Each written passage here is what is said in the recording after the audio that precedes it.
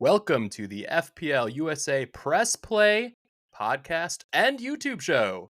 I'm here with the one and only at FPL Black Wolf, and this is your boy at Gen Nation, aka at FPL USA Brian, on the ones and twos today. How we doing, Mr. Black Wolf? I'm doing good. I'm sporting my new Wolf shirt, the Brazil one. Very schmick. Yeah, Good, a lot of people hate this one, but I love it. Yeah, very unique, I would say. Wouldn't be your traditional retro kit, in 50 years. You'd be like, maybe that was a mistake, but Yeah. I like it. It's got personality, just like Exactly. you, man. Hopefully I don't remember it as the kit we got relegated in. So Oh, good Lord. I mean, should we start there? Their sure. defense just looks so rough. Oh, my goodness. I feel for you. And I'm not going to lie. I'm trying to back you up a few times here because we got our other host who's missing out today, Mr. Bucks. He's just like, oh, Wolves are fucking awful. It's like, dude, Dan knows they're in trouble. You don't have to send that text message, man. Like, he's watching every minute of every match. Like, you don't need to even put that into the ether. Yeah, I am well aware that we're a pile of shit and we're in trouble. Pain. I think this is the first time I've actually thought about us getting relegated. It was that bad. Yeah, no. Especially with the other promoted sides like looking like half decent compared to last year, especially. Yeah. And up today, we're going to be talking about wildcards. And I know a lot of people are bringing in Leeds, Sunderland assets on their wildcard.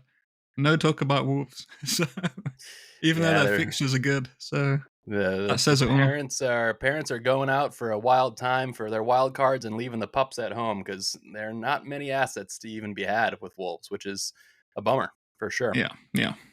Well, we'll try and keep this on a positive note, even though you and I are down in the depths of the millions. What a funny start to the FPL season.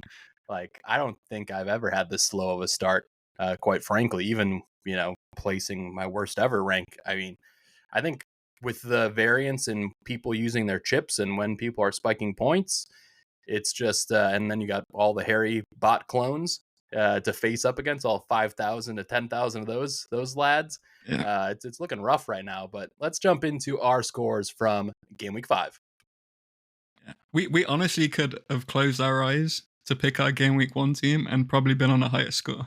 It's just I mean, I am ranked 5.2 million right now, and I'm the highest ranked on this podcast. I mean, that says it all. Right. That is right. I got a worthless 34 points this week. I can't believe how bad it was. I mean, if I had just played Dubravka and Estev, the Burnley players, instead of Sanchez and Salah+Haaland, which I was tempted to do so, I'd have been on what? An extra 10 points. Yep. I mean, Sanchez to get a red card after 2 minutes, -3 points. Just. Let me tell you, as a Chelsea fan, it's been a rough week after getting dismantled by Bayern and then to lose in the fashion that we did versus Manchester United team, who's obviously still finding their footing. Very rough week to be a Blues fan. And then on top of that, Bucks and I had a couple entertainment purpose dollars on Chelsea, and to see that go up in flames almost immediately, and then Palmer goes off injured, I'm like, what else can you add to this wound, to add more salt into the wound? It was rough. I mean, I'll go through my team. The -3 from Sanchez, disaster. Pedro Porro, 1 point, worthless. Anderson coming in with 4 points. He's consistently getting those, so fair play to Legend. him. Munoz, 2 points. Concedes, doesn't get the DEFCON, doesn't get any kind of attacking return. Mo Salah, 5 points.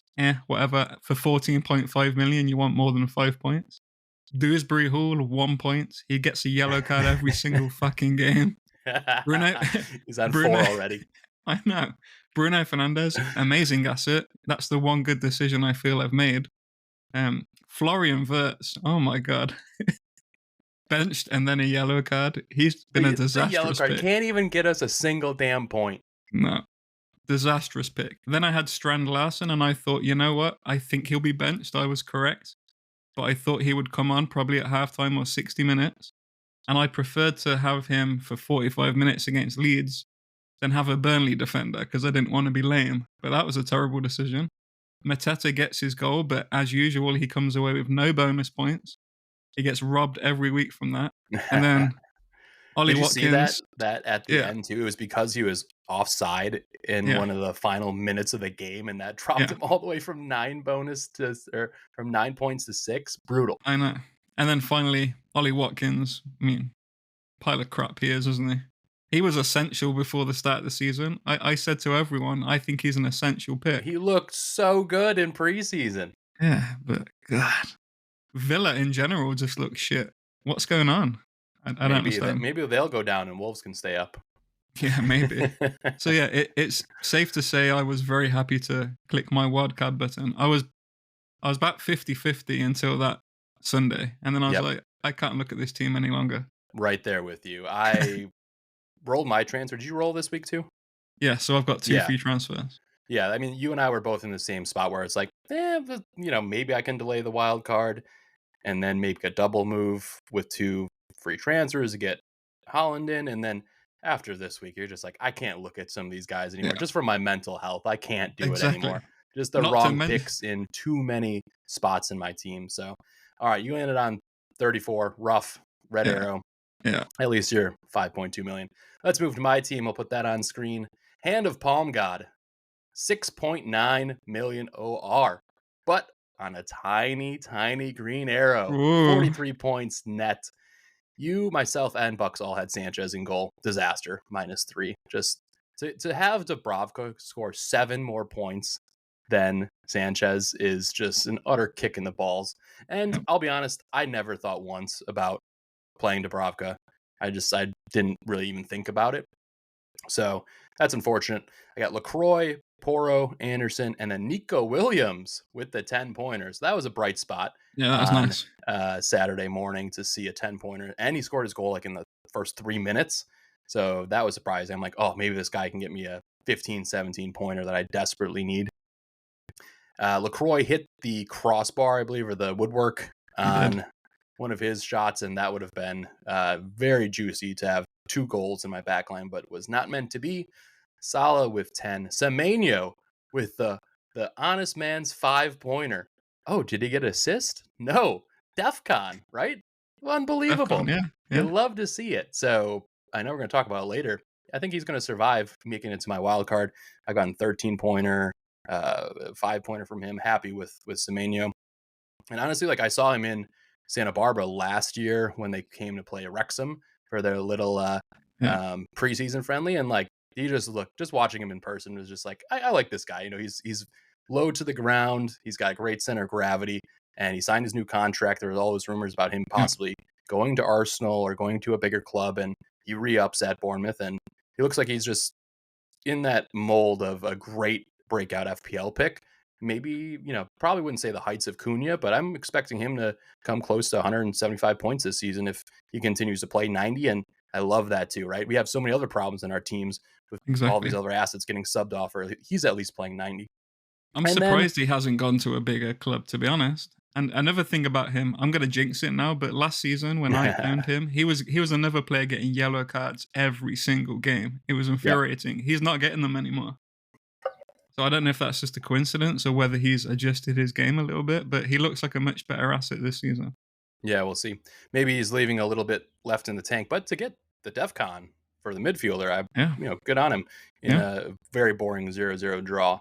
But when you're looking at a 0 next to him from Wirtz, you're like, wow, what I would do for a 5-pointer from Wirtz. Yeah. I mean, this fucking guy, Dan, are you kidding me? We blow smoke up his ass all preseason, obviously, and I've owned him in multiple fantasy games, Euros, UCL. He's been great, and he is not adjusted well. You can't even give me a damn side pass for a cheeky assist one time. No. Ugh. And then look at your bench. Let's talk about your bench. I know. Let me go through the rest. Bruno with 10-pointer. Like I said, you and I have had the ups and downs with Bruno, but like him as a pick. Watkins 2, Wood 2. So I have gone this season 0 for 15 in terms of attempting to get a return for my strikers. That is hard to do. That is really hard to do. I have had 0 returns from my strikers this season. Crazy, right? Yeah, that's pretty bad. I was thinking, the only one I've got is Mateta, 1 goal. That's it. Yeah, so you're 1 for 15. Like I brought Wood in a couple game weeks ago, thinking that his good run, and that's been utterly piss poor as well. Meanwhile, João Pedro rises every damn day in price. So then the bench, this could have been a bench boost. Dubravka 4, Reinders the 9-pointer, and I did not bench boost, whereas a lot of people had him on their bench, and he's the perfect Man City asset right now. He's starting every single match. He's involved. He shoots. He just looks like he's trusted by Pep immediately. And great pick. And then it's a shame you didn't have someone instead of Gui on the bench, because then you probably would have bench boost. I'm sure. I mean, I even had $1 million in the bank going into this match. So I was like, but DCL is 5.5, Muniz is 5.5. I couldn't even get to those guys because Gui man has been sinking away. So, all right, well, 43 points. It is what it is. I just want to quickly make it worse for you, though. I don't know if you saw, but because the changes to Opta come in after the Sunday, after FPL is locked, they actually decided that Reinders did not get his 12 DEFCON, and LaCroix did. So your points should actually be an extra 2 points for LaCroix and 2 points less for Reinders on your bench. But whoa! When did this hit? Today? The way FPL works is they lock their scores like an hour after the final game on a Sunday. But Opta, they update their stats later that day. Okay. Apparently they've updated them, so Reinders actually got 11 DEFCON. And LaCroix got 10. So you should be sitting on 4 points for LaCroix and 7 for Reinders on your bench. Chef's kiss. An extra 2 points for you, that would have been. Well, hey, I didn't bench boost, so I wouldn't mind Reinders getting less points, to be honest. I have not seen these updates go through, but I'm going to take your word for it. I'm telling you that the updates happen to Opta, but FPL cannot change their scores. Oh, that's what I'm saying to you. I'm refreshing my page. I'm like, where are these points that Dan's trying to promise me? FPL lock their scores an hour after the final game. Opta updated their stats, so you should be on an extra 2 points, and Reinders should be on 2 points less. Wow. Yep. So, I'm literally getting no luck this season, so it's time to hit the wild card button. And before we move there, let's just shout out our fallen soldier, Bucks, because we had some timing issues, couldn't get him on to join us, but he ended up on 29 points. Oh, even worse than you, Dan. So he's also on Wildcard. So the trio of us are just like, it's time. We can't wait any longer. Some planks in our team, so we got rid of them. Yeah.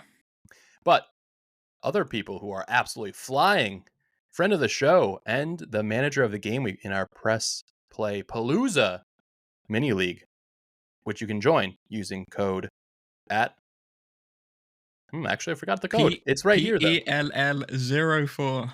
PEL04. I remember. Thank you. Attaboy. Thank you for doing that. It's also on the screen for the YouTube listeners, so please join us. But friend of the show, Avi, aka FPL Conte, he is sitting at 53K overall right now, off of the back of an 83-point bench boost. Let's go, Avi. He's got his aura back. He's got Petrovic with 6, Nico Williams with 10, Richards with the full 4 points for DEFCON, Anderson 4 points, DEFCON, Anderson Jr. over here at Nottingham Forest with a 4-pointer, Semenyo 5, Vert 0, Bruno Fernandes 10, Wood 2, Haaland cap, very nice for that's bold too, that cap versus Arsenal. Yeah. Arsenal away? That's a bold cap. All right. 18-pointer there. Watkins with 2, and then his bench, he gets the Reinders points, Pedro Porro, and then just some honest work from Goodmanson and Dubravka, 4 points a pop. So, man, you're seeing these 4-pointers just add up for those folks who pick up those DEFCON points. And, I don't think it's widened the player pool per se, but it's shifted the focus from the fullbacks to the center backs. That's how I see it. I don't see many fullbacks really being under consideration right now in FPL, whereas you could just maybe get a 4 to 10 pointer with somebody like Anderson at 4.5. Bloody brilliant. It's also shifted the focus from attacking the fixtures with attacking wingbacks who might get attacking returns, right, versus just picking a set and forget DEFCON monster who you can play against Man City away, you can play against Liverpool away, and their floor is like 3-4 points. Yeah, it's we're seeing a lot of 4-pointers right now, but I think I still would try to avoid when you're playing City, Arsenal, or Liverpool, just because they could also score 4 goals, right? And then all of a sudden your score keeps going down further and further. But that's definitely the meta right now, and you'll see when we showcase our wildcard teams later. Lots of DEFCON guys there. Before we jump into our wildcard drafts and some other chitter chatter across the community, I'm just going to pull up the scores here, Dan, from the weekend. Obviously, we've talked about Chelsea's disappointments and Wolves' disappointments. Not a single clean sheet other than the Bournemouth lad. So Yeah. if you had Senesi, another 9-pointer, he's straight into my squad for wildcard right now. Looks like a great value. And a couple seasons ago, before Hudson and the other Zabarni guy, I mean, he had, I think, maybe 5 or 6 attacking returns as well. So tons of potential with him. And Bournemouth, just solid organization. They're really humming along, even though they lost like, 4 their whole back line, essentially. So interesting to see them. I was hoping that they'd win that game, though. I predicted a 2-1 victory with tired Newcastle legs following Barcelona, but was not meant to be. Yeah. I think Newcastle have been, they've got 4 clean sheets out of 5, and no one talked about them. I mean, Nick Pope is the highest scoring goalkeeper. I don't remember anyone having him in their team. Yeah, so very, very rare to see. I don't think I've seen many defenders at all. I've seen Pope in a few Game Week 4 wild cards, but that's it. So interesting to see there. Elsewhere, anything else? I think like the Brighton and Tottenham match was a bit loosey-goosey. What did you think of that one? Did you catch any of those highlights? Yeah, I mean, it was a very, very attacking game. It makes me wonder about the Tottenham defense. I know a lot of people had them and they've been keeping clean sheets, getting a good amount of points, but I'm not sure how long that's going to last long term. Especially when UCL going exactly. on. I mean, they've got Wolves at home next, so that's probably a clean sheet. Although, I fancy us to score against them, so I think it's a good time to jump off Tottenham defense, if I'm honest. Yeah, I mean, the run of fixtures coming up isn't too bad, though, so I could see folks staying there. I think they have Wolves at home, Leeds, Villa, Everton. That's a pretty good run of 4 fixtures, so you don't need to be in a rush, I would say, to move. But if you're on wildcard, like myself, I'm definitely happy to, take those trickling points from Poro and move on to other assets. But I think that one was interesting. Kudus comes in with a couple of assists for FPL. Simone's looked the most attacking when he came off the bench, had a couple shots that just missed, a couple big chances. He's somebody that I'm eyeing. I think his minutes aren't really nailed right now as he gets used to the new manager, the new club, the new league, the new country, and all those things. But I think there's definitely a player there later in the season who's kind of in that like sweet spot of 6.5 to 7.5 that he will be useful in FPL. I'm just not sure if I'll go there on wildcard. I think so. I think it's hard to predict Tottenham because, they have Richarlison, they have Xavi, they have Kudus. I mean, Kudus gets a lot of points. He seems to be quite nailed in that attack, but, it's mainly assists. No, it's only assists. He doesn't take any shot. Only assists. Yeah. As for the rest of the team, they seem to rotate. Even Richarlison, who I thought would be completely nailed with Solanke out, he got 17 minutes in the last game. I just don't know.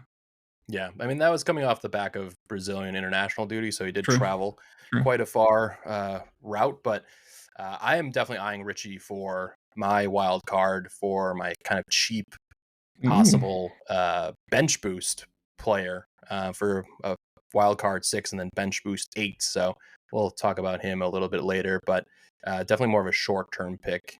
We were talking to our friend Jamie Piggott, former FPL champion, and he was saying that Solanke is just really not even close to getting consistent minutes or being a viable starter. So Richie for the next month could be a half decent pick, as again, their fixtures not bad for attacking output.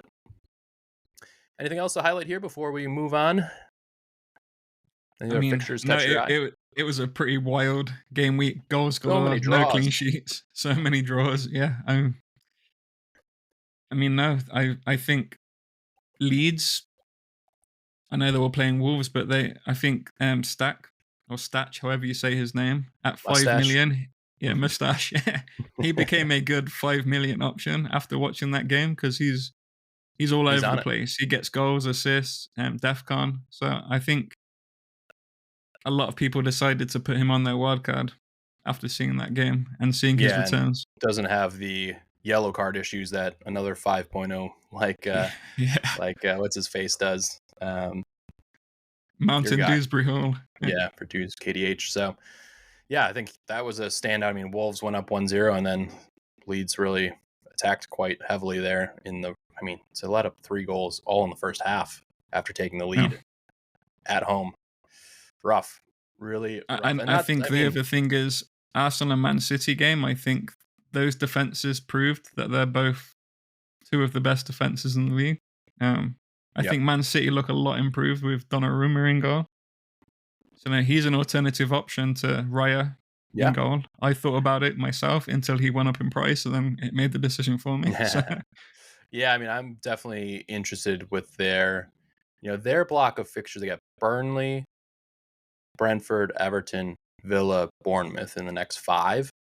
So pretty solid when you compare that to Arsenal's, which is also very good. So it just depends if you like a piece of that. But I guess for me, like when I'm building on my wild card, I'm actually looking at maybe like a little bit more big at the back, which is not some place I was planning to go. But yeah, I just think that there are decent routes to points for somebody like Gavardiol. He got DEFCON in that match, 4-pointer, very close to a big 10-pointer plus.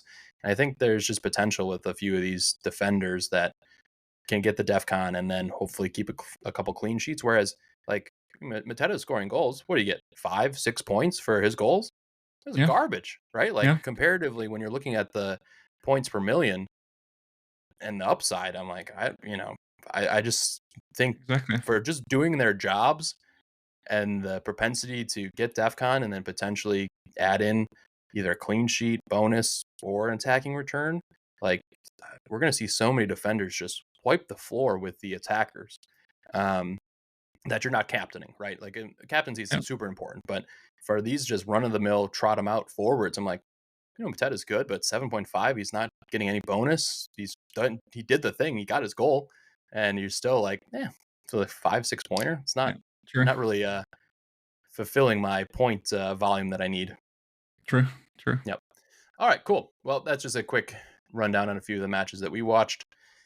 Like I said, I'm still reeling from Chelsea. Is just rough week to indeed be a Chelsea fan. And I think that's a big thing where some people were considering not wildcarding because this guy up here, Mr. Cole Palmer, nursing a groin injury. That is been lingering for many moons as well. Like rumored to be since the end of last season. He's been nursing it.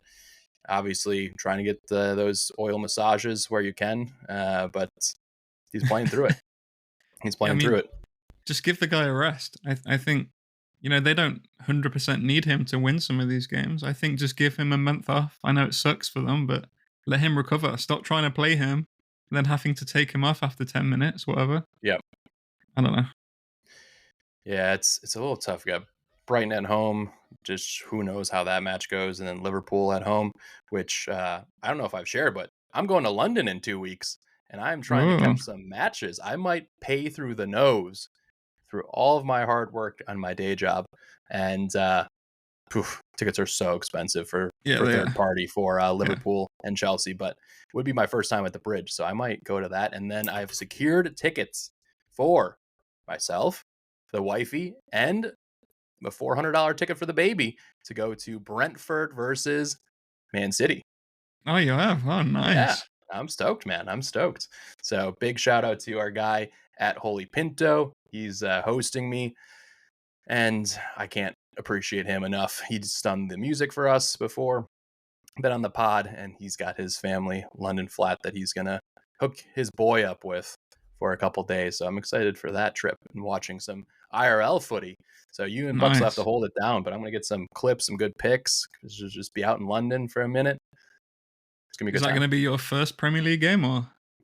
No, I studied abroad in London, and that's where I met my wife. But 2011, I saw Robert Van Persie 2-1 versus Sunderland at the Emirates. So nice. Yeah, throwback. Sweet. Yeah, but this will be my actual first time as like a avid FPL and football lover compared to like very casual in college.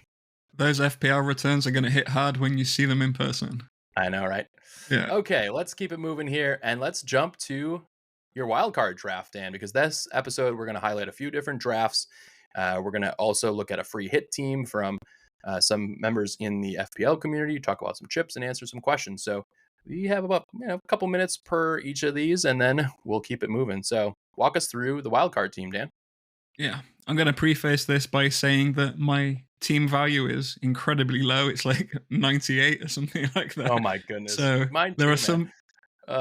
Last season I was like up to like 106, 107 like during my epic run, and now this year it's just like I'm making just shit out of lemonade. It's just rough. Yeah. In my best season, I went to like 107 team value. It was insane. I'm on 98, so I'm scraping the barrel here. Regardless, my team is on the screen. I have David Raya in goal, Gabriel, Senesi, and James Tarkowski, or as me and my wife call him, Handsome Shrek. I don't know. I have not heard that one. I don't know if you've seen that movie, but he looks exactly like Handsome Shrek. Yeah, I'm telling you. Then we have Tijuana Reindeers, Bruno Fernandes, Semenyo, and Ndiaye. And I think this is the part where we're supposed to sing the song, but I'm not going to do it, Bucks. I'm sorry. And then we have Erling Haaland, Gyökeres, João Pedro, and on the bench I have Dubravka, Anderson, Mustache, and Richards. Now, the reason I've gone for this is I've gone for basically DEFCON monsters in defense. So I've got Senesi, Tarkowski, Anderson, and Richards. I feel like all four of them, their floor is basically 4 points. Anderson has really good fixtures coming along at like game week 10. So he's kind of a set and forget for me. I'll just put him back in the starting lineup consistently in game week 10. Crystal Palace always look good for a clean sheet in DEFCON during their good fixtures. And I can bench Richards most of these weeks. Yep. I can bench Tarkowski when they play Man City. So these players also rotate really, really, really well. And I do want to also say this draft, I do have bench boost 7 in mind. So I might play Wildcard 6 and then immediately bench boost 7. It's not ideal. Like I have Mustache against Tottenham at home. But DEFCON maybe gets an assist or something. Richards and Tarkowski play each other, Everton versus Crystal Palace. That could very easily be 0-0. Who knows? Yeah, or maybe one of them gets a clean sheet. Yeah, exactly. The reason I'm doing bench boost 7, first of all, to get it out the way, so I can save some transfers up and then change my team around and put cheap players on the bench pretty much immediately. The second thing is bench boost 7. I have a couple of defenders playing each other, and I have quite a big benching headache. Whereas if I just play a bench boost, if one of them gets a clean sheet, I'm guaranteed it. So right on. I think that's what I'm going to go for. All right. So I would say pretty template compared to a lot of the teams we've seen, but nothing wrong with that, especially with those long-term 4.5s. Interesting to see no 4.0 defender in here, even though you're cash poor. But yeah, looks like a solid team that you can eventually start to use those transfers. Tell me more about Gyökeres. Are you I haven't been that impressed with what I've seen from him, especially he's racked up about 0.0 XG against those classic Big Six teams so far, but obviously adjusting to the league and more of a known as a flat track bully potential on pens. So you think he's worth the 9 million? I don't. No, but I've picked him because he's the one player I'm unsure about, because I also thought about doing Saka in midfield instead, but Saka is like 0.8 million more than Gyökeres, and that 0.8 million Bucks as a tease. Yeah, so that 0.8 million though is very hard to find back around my team without making a sacrifice I don't like. Yep. Additionally, I think if I went lower than Gyökeres, there's no one I really like. And the other thing is Gyökeres, he hasn't been great yet, but in the one game he was great and got something like 12 points was against Leeds. So I feel like he's a real bully against those weaker teams, and they have a lot of really good fixtures coming up. So, if he gets a return or two in the first game, gets a bit of confidence, I can see him racking up the goals, because there is a good player in there. plus his ownership is going to be high. Yeah. So, Yeah, I mean, his ownership's going to be high. They're going to hit this nice run of fixtures where you expect him to get some more points. So let me pull this up. Arsenal, away at Newcastle, tough entry point. But then West Ham at home, Fulham away, Crystal Palace at home, Burnley away, Sunderland away. Very nice run there for attacking returns. I guess, like I was saying before, it's just like, man, even if he scores one goal, like, are these guys going to come anywhere near bonus points? Whereas we're seeing a lot of the defenders and midfielders pick up bonus this season. So just something to keep in mind. But overall, like the team. Yeah, I just didn't know. Like, if I make Gyökeres a cheaper asset, first of all, I wouldn't know who to go for. Second of all, then I have funds to spend elsewhere. I can't get to the likes of Saka or Palmer, so it'd probably be to upgrade my defense. So I'd bring in someone like Virgil or Gvardiol, but then I'm left with benching headaches a lot of the weeks. Yep. I'm also losing my 4.5 million rotating defenders who are DEFCON monsters. And then the other problem is, later on, if I decide I do want Palmer, or I do want Salah back, or I do want Saka, then I'm stuck with all my money in defense. Yep. I like the ability to just immediately swap out Bruno or immediately swap out Gyökeres. They're cash cows as well as good assets. Yeah, I love being able to maybe get Palmer in a month when you need him. Easy to move up from Bruno to him and Gyökeres down, etc. So yeah, really solid. Can't complain. Let's move on to my wildcard drafts. I have two. So I'm going to show this one first, which is, again, very poor team value, but this is a Haaland only and much more heavy in defense and having some benching headaches immediately. Right now in this lineup, I have Raya in goal, Tarkowski, Virgil, and Gvardiol through the back line. So ton of money in the defense there. Reinders, Ndiaye, Semenyo, Bruno. Then up top, I have Richarlison versus Wolves at home, João Pedro, and Haaland in this side. And my bench consists of Dubravka, Gabriel, Rodon, and Stesh, Mr. Mustache himself. So taking this for a ride for bench boost 8 is my plan. I have 2 free transfers right now. I'm worried, obviously, if you get more than one injury, you're probably not going to be able to bench boost in 8.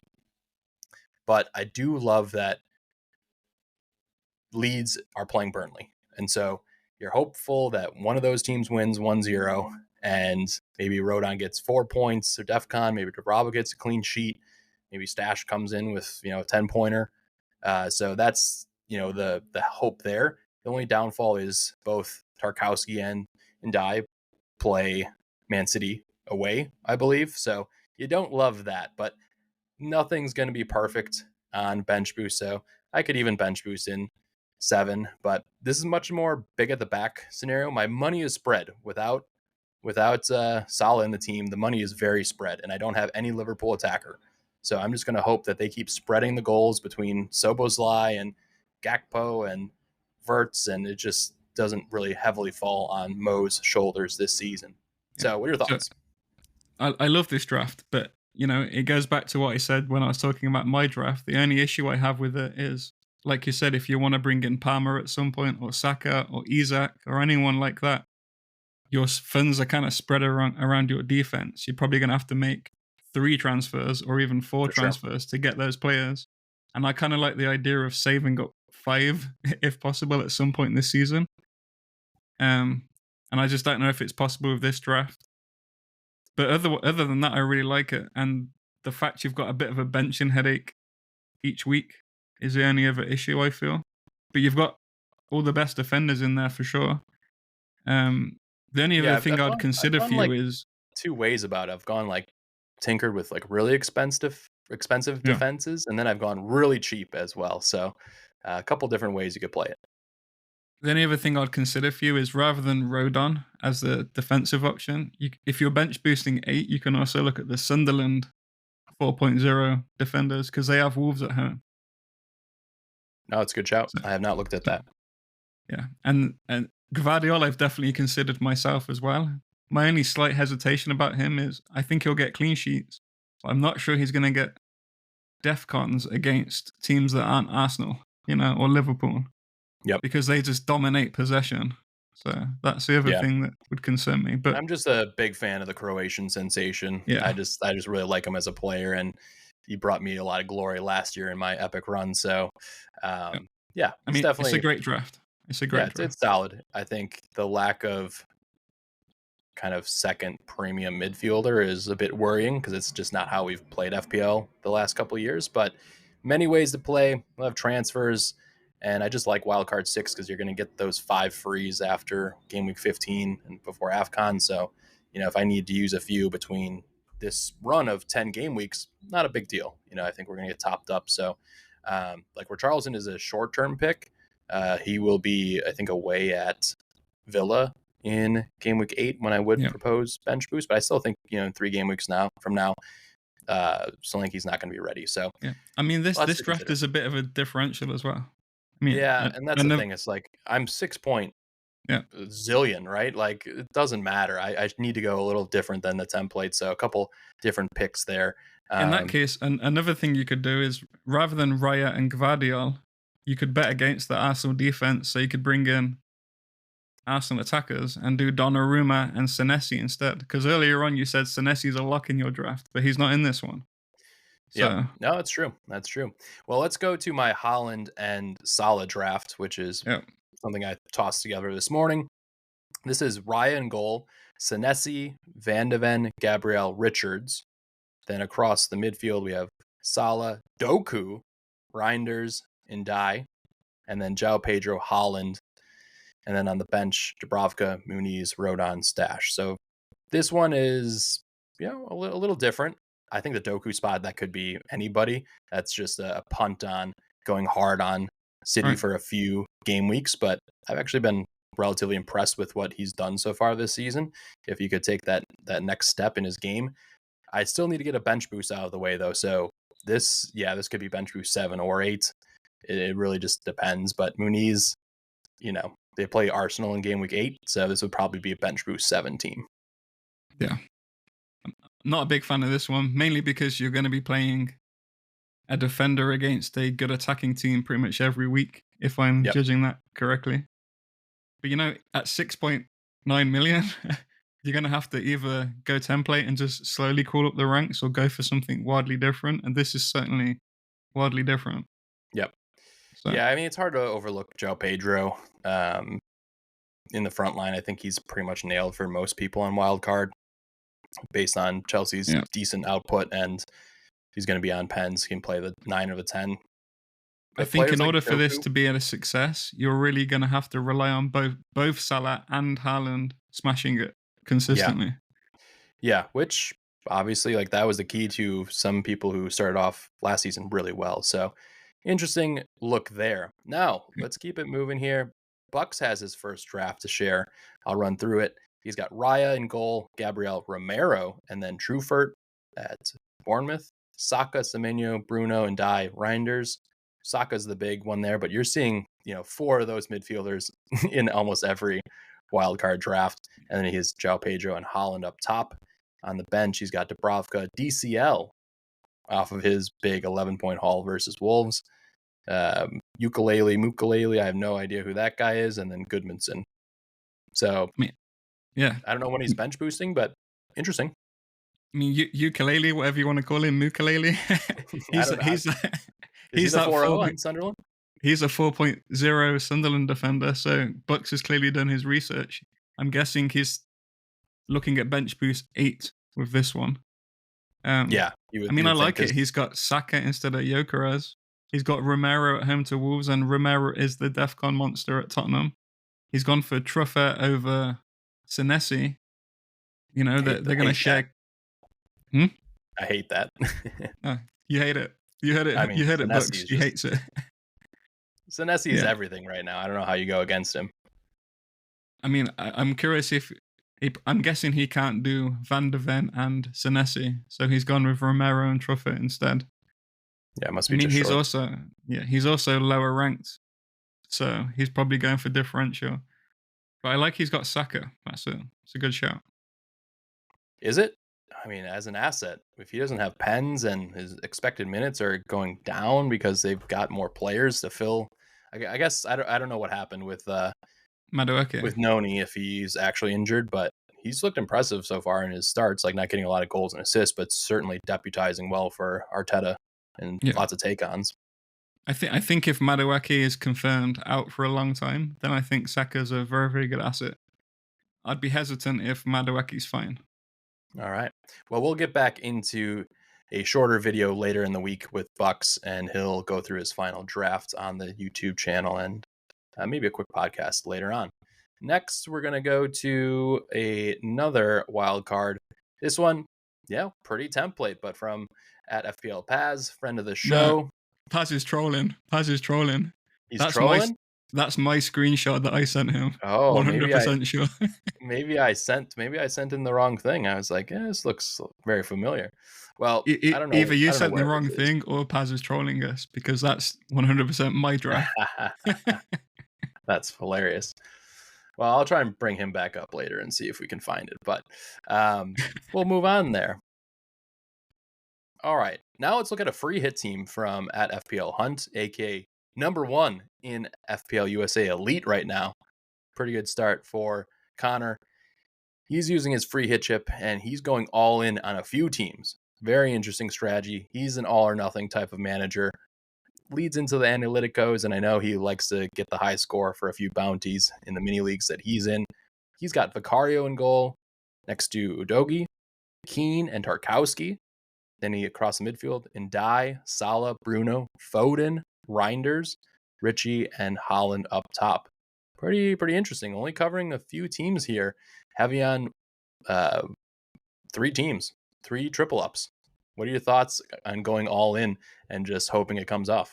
Yeah, I mean, this guy, you can't fault it if it's Connor's team. You just know for a fact this is guaranteed a Everton clean sheet, Tottenham clean sheet, Foden to get a hat trick, Richarlison to get a hat trick.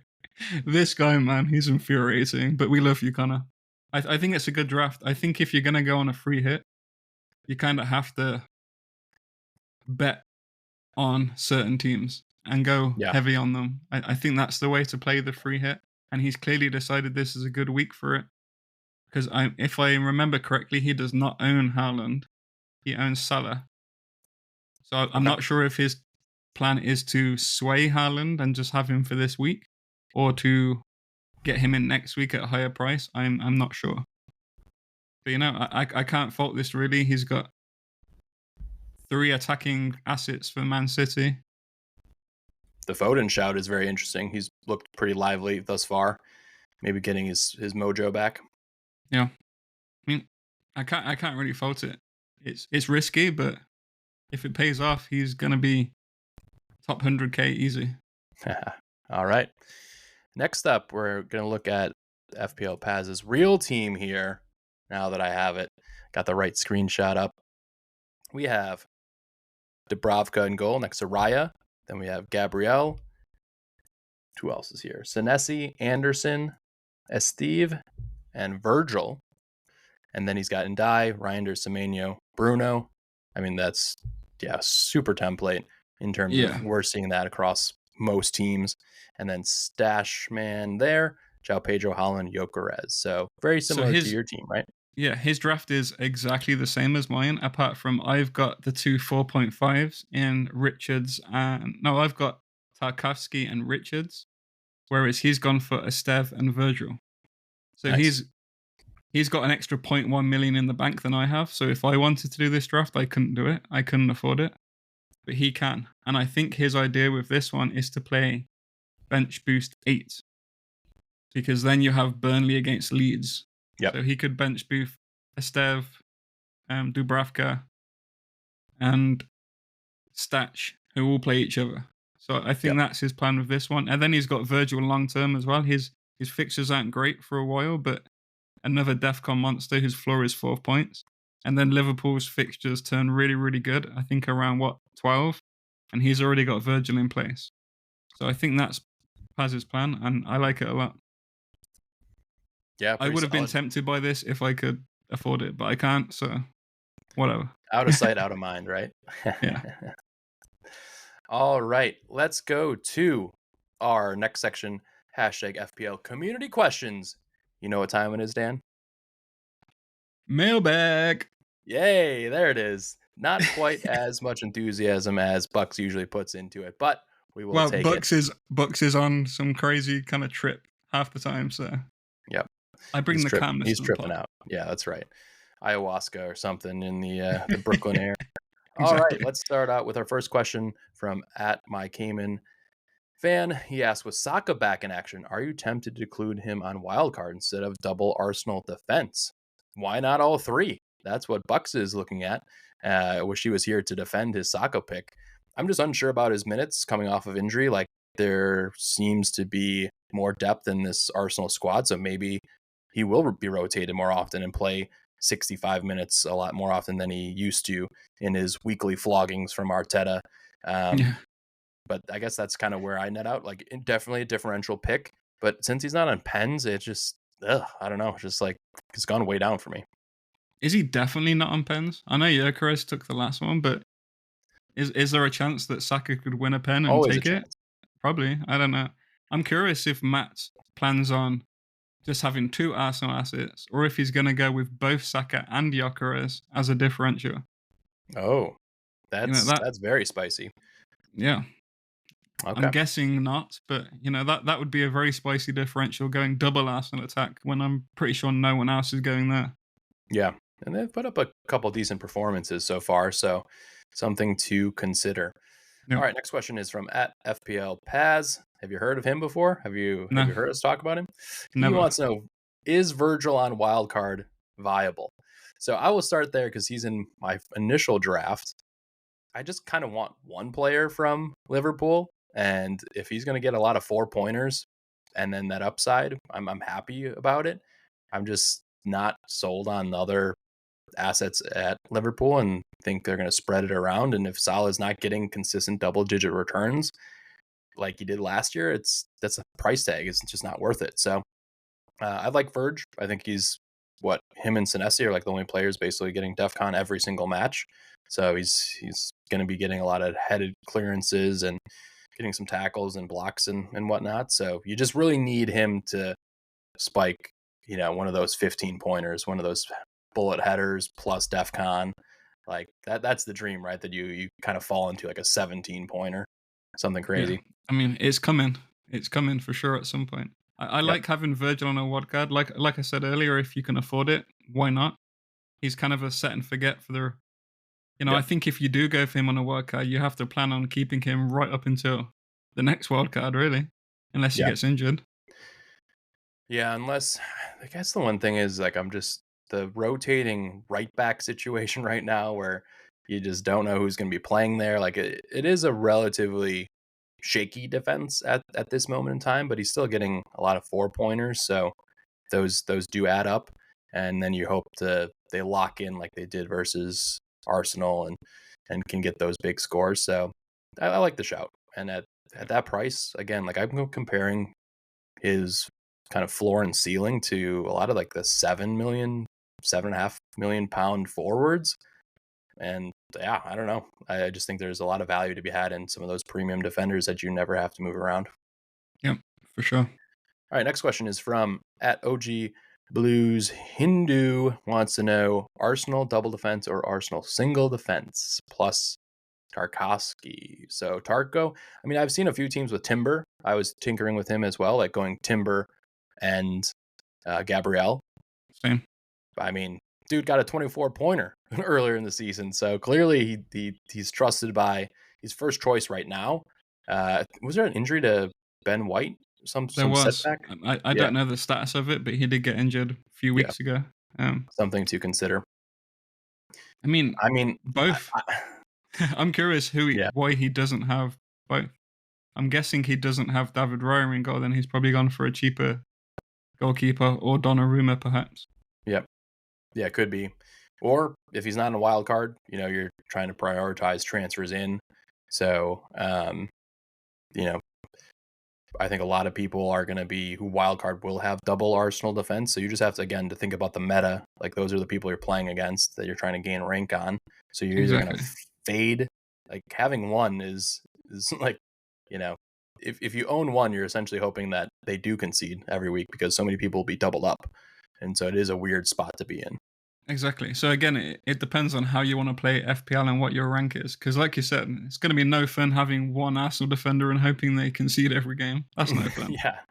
So, I've Classic. got a feeling because we're wildcarding that Erling Haaland might be above 200% next week at home to Yeah. Burnley because Oh of the yeah. triple captains. So Yep. we're going to be hoping he blanks, which is Yeah. lame. Let's just go to our next question from @FPL_Dallas, the Count of Tuscany, the money man himself. He wants to know if triple captain on Haaland is best used in game week 6, or is there another better alternative? So have you given this much thought?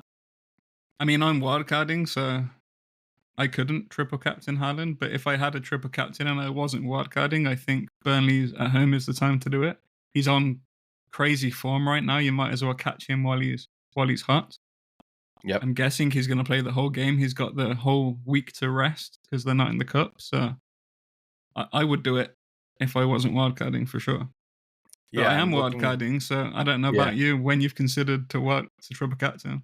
Yeah, I've looked at this just briefly today, and thankfully there are many other opportunities to captain Erling Haaland at home in the first half of the season. Yeah. So I'm leaning towards going with him over Salah, just based on form and the way that we've seen the first 5 game weeks play out. But again, if roles were reversed last season, we didn't see Mo really pick up his monster steam until kind of after game week 6 when Haaland fell off the face of the earth. But for City specifically, game week 13, Leeds at home, game week 15, Sunderland at home, game week 17, West Ham at home.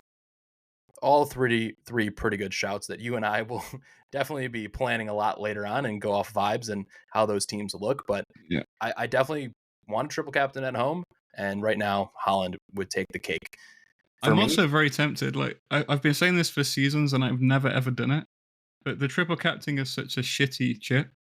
If our rank is like still 4 million, 5 million come like game week 15, 16, I might just pick a random player who I've got really good vibes about and triple captain them to try and get that monster score when they're really low owned. Yeah.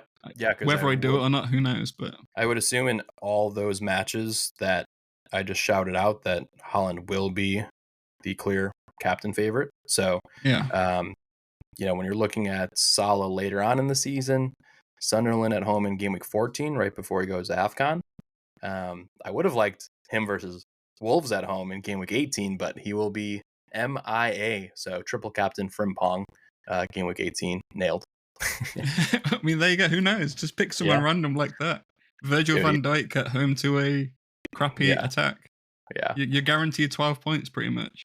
It's such a more fun chip in the first half of the season where you don't have to use it in a double, so you're just trying to find the best single. But there is kind of that mantra of maybe going against the grain and triple captaining somebody that is not going to have EO of 200%, right? Because your gains could be a lot higher, and then you hope that they blank and that your guy pops off, and then all of a sudden you're flying. So, something to consider for later on the season.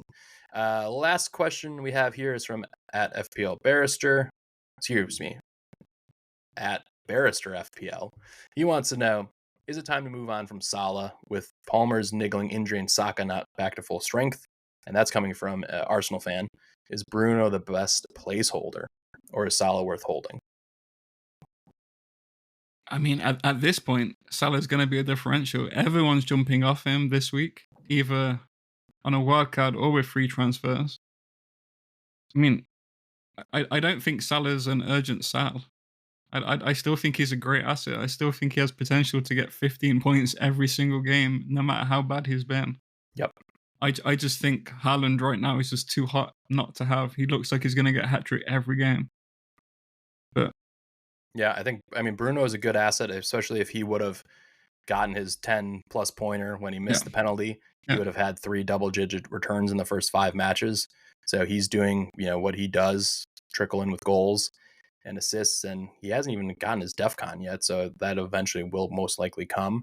But yeah, I think Palmer and Saka for me are just complete wait and sees. Like, you have no idea on their minutes moving forward in the next month, so you can't have those guys in right now. And Salah, if I didn't have to freaking bench boost and I would have just sacked up and bench boosted in game week 1, I would definitely be going with and especially at this high rank that I'm at, I would have been going Salah, Haaland, DEFCON, cheap DEFCON guys as my play. I could still go that way, but it's just harder when I need to spread the money for bench boost. But yeah, lots of ways to play it. The Saka and Palmer issues are kind of annoying because I think if both of those guys were fully fit this week, we'd be seeing a lot more differential wildcard teams. I think Bruno Fernandes, his ownership is going to explode now, and that's the one positive of our season so far, Brian, is we've been getting quite a lot of differential points from him, and we're just not going to get them anymore. So yeah, but maybe we'll get more returns from our strikers because it has been so bad. Good Lord. Oh God, awful. You don't think it could get any worse, and then it just gets worse. Crazy. Just like one assist would be nice. Yeah, like fall over and like get tackled in the box or something. Good Lord. Just Jesus. Alrighty. We kept this nice and tight, Dan. Thank you for joining me on this week's Game Week 6 preview. That's right. Get it right. Keep it tight. That's what Dan is around here for. Thank you very much for engaging with us on social. We always appreciate that. Continue to do so. And please drop us a sub on YouTube. We're just building that out this season, starting to put out some more short content. I'm trying to teach old man Bucks how to use social media. It's been tough, but you'll see my face around there in a few random videos where I'm ranting and raving about Verts or other players in my team that have been rough. But please give us a sub there. We appreciate it. It's free to do. You just click that little button. You can turn notifications off. I don't care. Just hit the button. Thank you very much. And of course, follow us wherever you follow, social media accounts and everything else. Dan, any parting words? It's going to be a week of tinkering still, but I think we have a good shell of what we want to do for Game Week 6 wildcards. I think so. I think I'm pretty much locked. I don't see myself changing this team whatsoever unless there's an injury in midweek. So I think it's going to be nice just to forget about FPL for the week, watch the cup games, focus on work, and then just get back to the disastrous season next weekend. Yeah, it's going to be a grind. It's going to be a grind, and I'm hoping that a few of my differential picks come off, but if they do not, it's going to be a long, rough season around these parts. But we will keep entering your airwaves and bringing the entertainments because that's what we do around here for the love of the game, for the love of FPL. That's right. All right, we'll catch you all soon. Good luck in Game Week 6. And if you're using a chip, I'm jealous. I wish I could pass you, but everyone's using their chips. They're going to be chipped out soon. And that's when maybe we'll rise, right, Dan? I hope so. I hope so.